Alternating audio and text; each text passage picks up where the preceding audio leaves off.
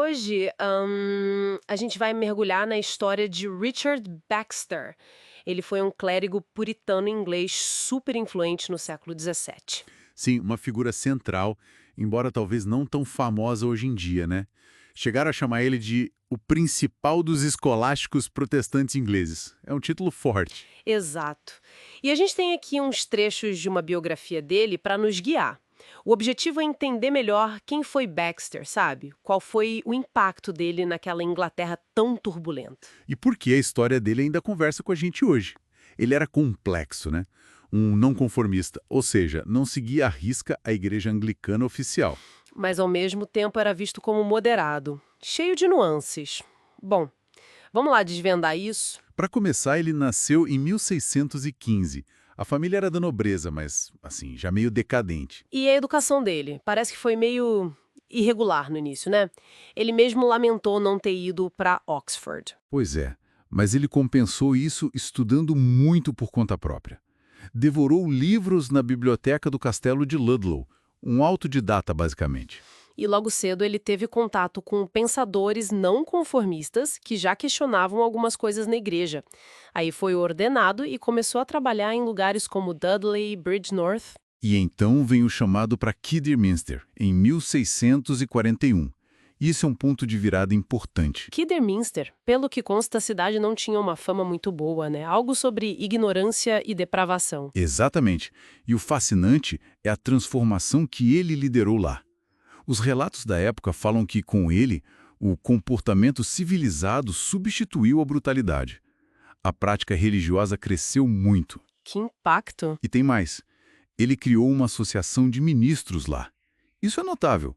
Juntou presbiterianos, episcopais, independentes, gente que normalmente não se misturava. Numa época tão dividida, como ele conseguiu? Era o jeito dele, essa busca por um certo consenso prático, né? E o livro famoso dele, O Pastor Reformado, nasceu muito dessa experiência. Mostra a visão dele de uma responsabilidade pastoral intensa. Entendi. Não é à toa que ele ficou conhecido como o verdadeiro apóstolo da região. Impressionante. E tudo isso acontecendo enquanto a Inglaterra pegava fogo com a Guerra Civil. Pois é. A guerra forçou ele a sair de Kidderminster. Foi para Gloucester, depois Coventry, e aí a coisa fica, bom, ainda mais interessante, talvez. Sem dúvida. Entre 1645 e 1647, ele virou capelão no exército parlamentar, no regimento do coronel Whalley. Mas não era um apoio incondicional à causa parlamentar mais radical, certo?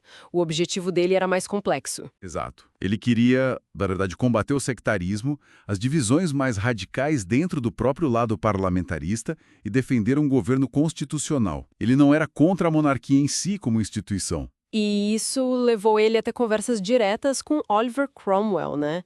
O líder parlamentar. Sim, e conversas bem francas. Baxter chegou a pregar na frente de Cromwell sobre as divisões na igreja, como elas eram prejudiciais. Imagina a cena. E ele se opôs a Cromwell em ponto-chave.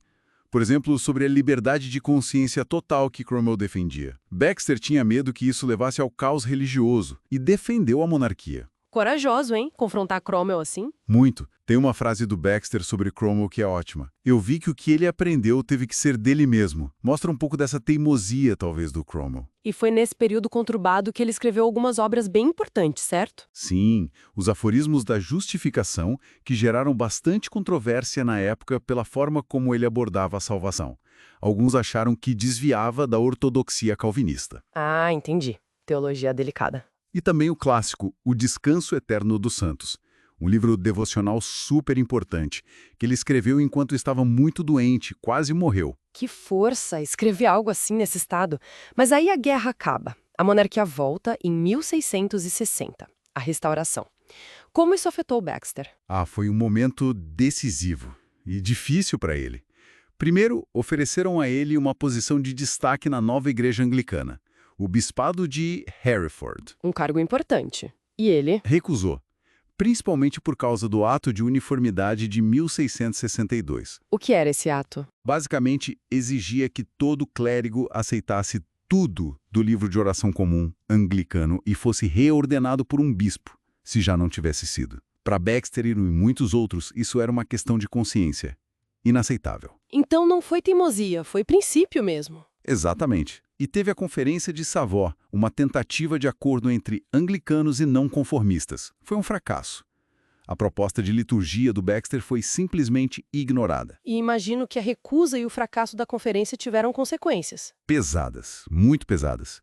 De 1662 até quase o fim da vida dele, em 1687, Baxter viveu sob perseguição, como muitos não conformistas. Perseguição como? Prisões, várias vezes. Multas altíssimas, confisco de bens. Foi uma época brutal para quem não se conformava. Nossa, e teve aquele episódio famoso com o juiz Jeffreys, né? O julgamento de 1685. Terrível. Jeffreys era conhecido pela truculência. Acusaram Baxter de difamar a igreja nos escritos dele. O julgamento foi, descrito como uma brutal perversão de justiça. Que horror! E o que aconteceu? Foi condenado, multado de novo e preso por 18 meses. Mas olha só que coisa. Se a gente conecta isso tudo, Sim. apesar da saúde que sempre foi frágil e dessa opressão toda, esse período de perseguição foi o mais produtivo dele como escritor. É quase inacreditável. Uma resiliência absurda. E que produção, né? Quantas obras ele publicou? Cerca de 168. Uma enormidade. E com uma erudição vasta. Livros como O Descanso Eterno dos Santos, elogiado não só pelo conteúdo, mas pelo estilo. A escrita era boa também? Muito boa. E tinha teologia densa como o Methodist Theologiae Christiana e guias práticos como o Diretório Cristão. Até um lado mais pessoal, na biografia que ele escreveu da esposa, Margaret. Um autor completo. E a influência dele na época e depois? Imensa. Reconhecida por muitos. Isaac Barrow, um teólogo importante, disse que os escritos práticos dele eram insuperáveis e os controversos difíceis de refutar. Elogio forte. E John Wilkins, outro contemporâneo, disse que se Baxter tivesse vivido nos primeiros séculos da Igreja, seria considerado um dos pais da Igreja. Ele realmente moldou o não conformismo inglês, na doutrina, na organização, na vida devocional. E ele tinha essa veia racionalista, né, contra o fanatismo. Sim, muito racionalista para a época, mas profundamente religioso. Essa combinação é interessante. E o respeito por ele continua, tanto que tem uma estátua dele em Kidderminster, erguida em 1875. O legado ficou. Então, resumindo essa análise toda, Richard Baxter foi o quê? Um homem de princípios fortes, muito persuasivo, super resiliente no meio da perseguição. Um gigante intelectual e espiritual, sem dúvida, que navegou tempos muito, muito complicados com uma firmeza notável. Com certeza. E isso sabe. Deixa uma pergunta no ar para a gente pensar hoje. A fé que o Baxter tinha no argumento racional, no diálogo, mesmo enfrentando tanta oposição, tanta perseguição. O que a gente pode aprender disso? Exato. Que lições essa abordagem dele, essa mistura de firmeza nos princípios, mas com disposição para debater, para argumentar, pode nos dar hoje? Especialmente quando lidar com discordâncias profundas, com divisões, parece tão difícil. Quando achar um ponto em comum é um desafio tão grande. Fica aí a reflexão, né?